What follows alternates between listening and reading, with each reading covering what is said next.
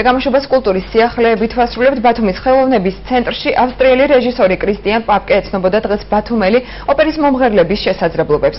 ახალგაზრდა რეჟისორის შესარჩევ კონკურსს ორი პროექტისთვის ატარებს. საუბარი საზღვრების გარეშე პროექტში რეჟისორი ქართველ შემსრულებლებს ჯუზეპე ვერდის ოპერა ტრავიატასთვის არჩევს. ახალი ქართული პიესა 2013 კი წარმოადგენს კონკურსს დრამატურგებისთვის. მსურველებმა ნაშრომები 1-დან 20 დეკემბრამდე უნდა წარადგინონ. საუკეთესო ავტორი მომდევნო წლის თებერვალში გამოვლინდება და ჯილდოთ 3500 ევროს მიიღებს. მეორე და მესამე ადგილის მფლობელები კი ჯილდოთ 500 ლარს მიიღებენ. ნაწარმოებები ასევე ითარგმნება გერმანულ ენაზე და გავრცელდება ევროპის სხვადასხვა ქვეყნებში.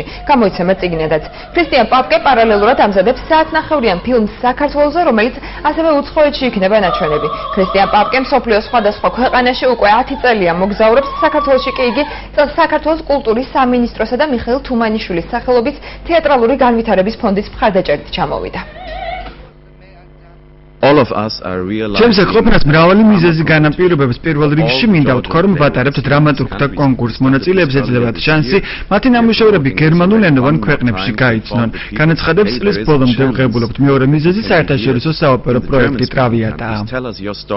წელს ის ჩამოვიდა საქართველოში და ჩემთან ერთად ატარებს კონკურსს ავსტრიისთვის ქართულ პიესაში, ახალ ქართულ პიესაში.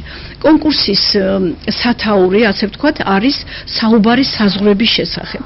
რო გავშიფროთ, ეს არის როგორია ცხოვრება თანამედროვე კულტურული, პოლიტიკური და სოციალური ცვლილებების ეპოქაში. ძალიან მნიშვნელოვანია ეს კასტინგი, ნახოთ ვინ გავალთ და ვის გვექნება ბედნიერება, რომ ამ სპექტაკლში მივიღოთ მონაწილეობა. არის რეჟისორი ჩამოსული ავსტრიიდან და თვითონ შეარჩევს მომღერლებს და შემდეგ ამ მომღერლებსა დადგამ სპექტაკლს და აპირებს, რომ ეს სპექტაკლი ტრავიატა წაიღოს საზღვარგარეთ. ამიტომ დღევანდელ დღეს ცოტა ვღელავთ, ყველას გვინდა რომ კარგად წავსდგეთ და ვნახოთ რამდენად გამოგვივათ.